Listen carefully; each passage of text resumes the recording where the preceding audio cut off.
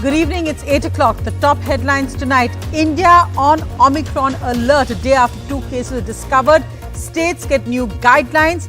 Cluster cases must go into immediate quarantine isolation and all contacts of a positive case to be tested within 72 hours.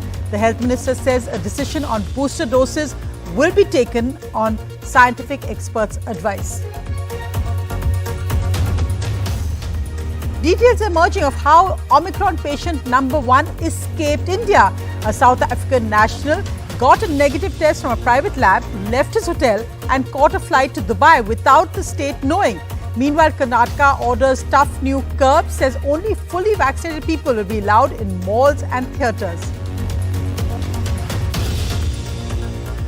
As numbers rise, South Africa now clearly in a fourth wave. Doctors say driven by the Omicron variant. A 307% increase in cases in the last week, a 26% rise in deaths. Meanwhile, America has crossed 140,000 cases in a day. Cyclone Jawad alert in Andhra Pradesh, Orissa and West Bengal. The cyclone landfall is expected on Saturday. It's the first December cyclone in over a century in Orissa. Pollution is coming from Pakistan. The Uttar Pradesh government lawyer tells the Supreme Court today the Chief Justice asked, should we ban industries in Pakistan then? What are we doing here? A new task force is announced by the centre with anti-pollution flying squads to implement guidelines, and the centre orders schools to shut in the National Capital Region. Meanwhile, in Haryana's Gurugram, again an extremist group disrupts Namaz. A publicity-hungry right-wing mob comes. Police stop them, but they gather with trucks to disrupt Namaz. Our lead story tonight. Well, India is on Omicron alert after 2 cases of the variant were detected in Karnataka after genome sequencing. There's also now a police investigation into how patient number 1 actually left India. A South African national who left his hotel, Shangri-La Hotel in Bengaluru, with a lab test of being negative from a private lab. Meanwhile, 18 cases are now being tested for Omicron. A genome sequencing is being done, and the health minister today told Parliament that the government will take a decision on booster doses based only on medical advice. No politics in this. Booster dose के संदर्भ में हमारे expert team ही तय करेगी। ये scientific मार्गदर्शन के आधार पर हम आगे चलेंगे। ये मेरा क्लियर पार्लियामेंट के फ्लोर पर रिप्लाई है। हमारी सरकार सारे विषय में कोई कारण ही नहीं है कोई चीज छुपाए, छुपाने का रीजन ही नहीं है। The health minister not making any promises on booster doses in the aftermath of the Omicron variant of COVID, despite this advisory from a government panel of experts calling for booster shots for people above 40 years old. However, the centre has sent states a new list of Omicron-linked do's and don'ts, asking the states to quarantine all contacts of a positive case and test them within 72 hours. The centre has also red-flagged clusters of cases that is beyond international passengers, saying that any uptick in cases must have quarantining of contacts, isolation of positive cases, etc. States have been asked to be proactive in scaling up oxygen, ventilators, beds and medicines. Although evidence is still coming in, the government says that the severity of the disease is anticipated to be low because of population's high exposure to Delta variant of COVID as well as the high pace of vaccinations. The final confirmation against Omicron is the genome sequence test.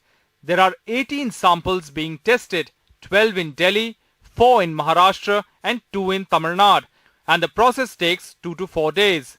30-day genomic sequences के समय लगता था, आज हम 30 घंटे में genome sequencing कर सकते हैं.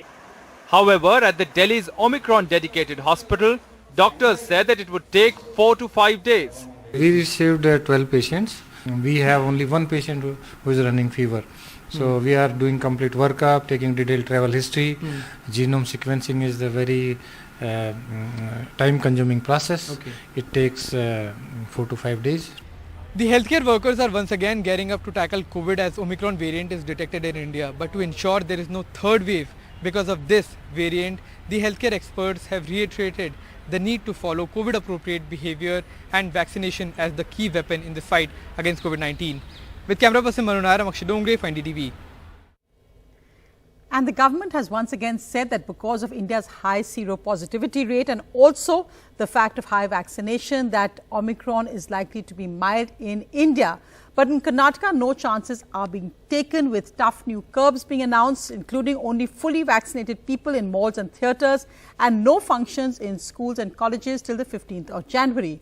Also, there's now a police investigation into how a South African national who was detected with Omicron actually managed to escape from his hotel, Shangri-La in Bengaluru, and fly out to Dubai. A flurry of meetings and action in Bengaluru. India's first 2 Omicron cases emerged here. But not just that. One of them, a 66-year-old foreigner, quietly left the hotel in which he was quarantined, and then the country itself, after getting a COVID negative certificate from a private lab. We are already given the complaint. We are instructed to the police commissioner and corporation commissioner also. Investigation must be thoroughly done. What is the mistake in the labs? Patient number 2 was discharged from hospital some days ago, but went back in as part of the protocol after Omicron was confirmed. Samples from 5 of his contacts who tested positive have been sent for genomic sequencing. Results are expected in a couple of days. And in the latest in a series of clusters in educational institutions, 11 Class 8 students in a school in Kodagu district tested positive out of 53 tested, a positivity rate of over 20%. Students in Class 6 to 10 are being tested too. First, I would like to speak about your... The Health Minister also met medical college heads to talk about getting ready for the third wave. We have reviewed thoroughly about the preparedness for the third wave, or we could call it as this Omicron's effects, probable effects. Karnataka has also decided to restrict entry to malls, cinemas and theatres only for the double vaccinated. Gatherings are limited to 500 people. There will be no functions at educational institutions until January the 15th. There will be compulsory testing of health workers and people with comorbidities or those above 65. Do not go by the anecdotal note that this is just mild. It may change its behavior. So please be very, very cautious. Maintain as much caution as possible at this juncture. When it crosses a critical tipping point is when you will not be able to predict what it can do. There are some new restrictions. For example, to get into a mall like this, you would need to be doubly vaccinated. But by and large, the city of Bengaluru is as busy and bustling as ever. But with the new variant having been detected and with cases on the rise, that could change if the state government decides that prevention is better than cure. With Govind and Kumar, Maya Sharma in Bengaluru for NDTV. And also news coming in from other areas, other cities where people are testing positive who return from South Africa or other African nations, but there's no idea yet if they actually have Omicron or not. In Jaipur, a family of 9 has tested positive. Some of them, at least 4, apparently came from South Africa. Those who returned from South Africa have been admitted to the Rajasthan University of Health Sciences. Swab samples for all 9 people have been sent for genome sequencing.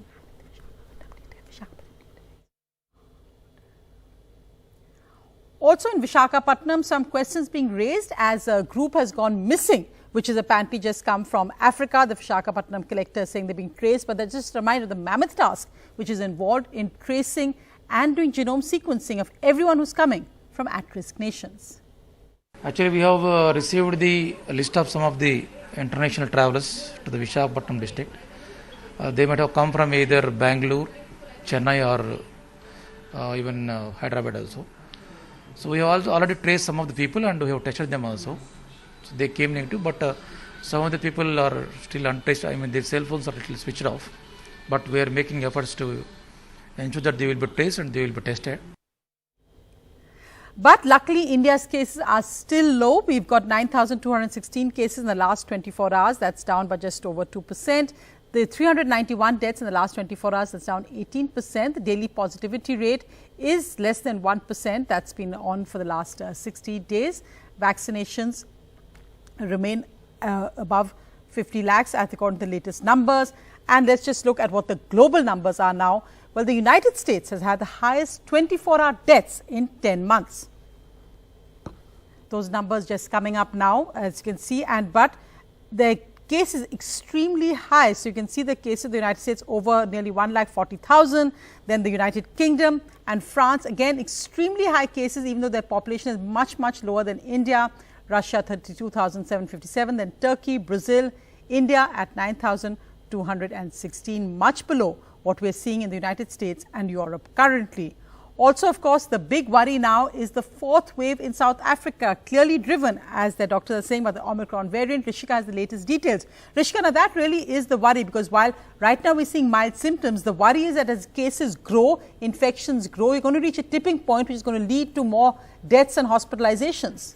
Well, absolutely, Sonia. If South Africa is a sign of the times to come, then these are worrying numbers. South Africa has seen a 307% spike in cases in the last 1 week. Let's take a look at the data from November the 26th to data as of yesterday, which is December the 2nd. The jump is 2,800 cases that were reported last Friday to 11,535 cases that were reported yesterday. Deaths are up by over 260%. 12 deaths reported last Friday to 44 deaths reported in the last 24 hours.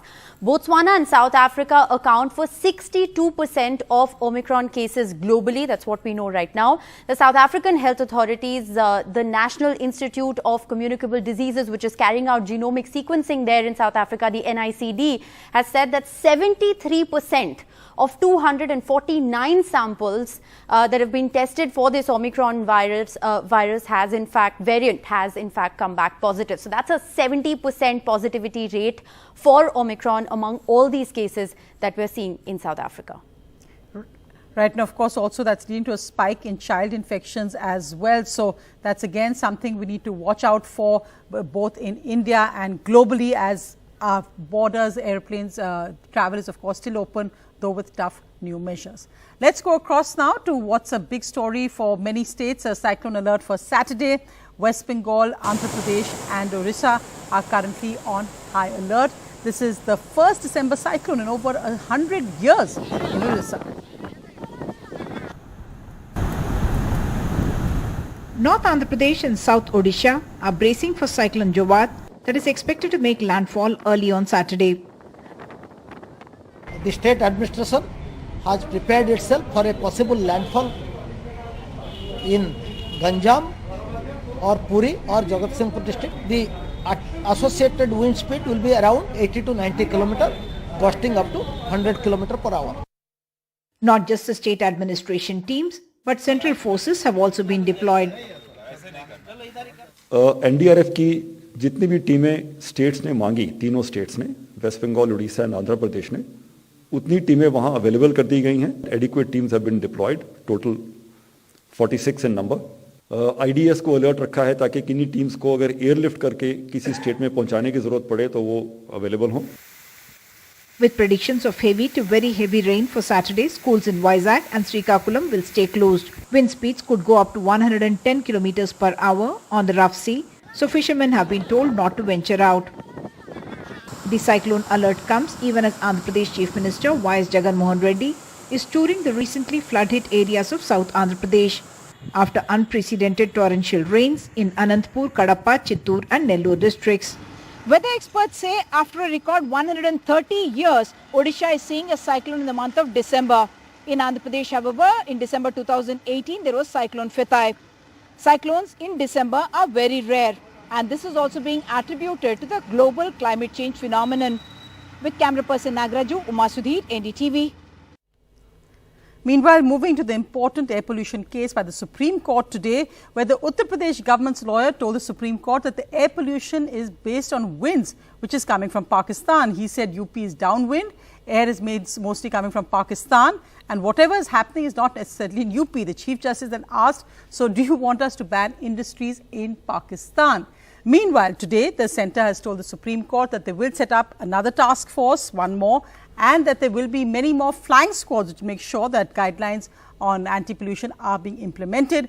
Also, the centre told the Supreme Court that all schools will be shut in the National Capital Region. The centre said that's up to you. We are being made the villains. Well, the Delhi government took a decision to shut schools today. Schools in the areas in Haryana bordering Delhi have also been shut, like Gurugram, Chhajjar and Faridabad. Construction is also being allowed now in COVID hospitals after the Delhi government's request. But meanwhile, of course, air pollution is still in the very poor category in the NCR and severe in some areas. Well, we just looked at what really the most horrific examples of extremism can be. And in Gurugram, once again, a publicity-hungry right-wing mob was back trying to disrupt namaz, the prayers on Friday. You can see there them targeting this Muslim man as he's walking. This man coming there, probably for the cameras, the police intervene, push him away. But as usual, they're there with chants of Jai Siya Ram, the complete antithesis of what these slogans actually stand for.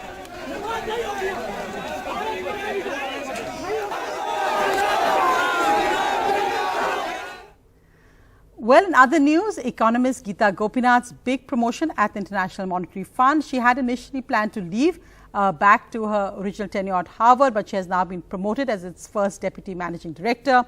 She has said she will stay on now and looks forward to this great new assignment.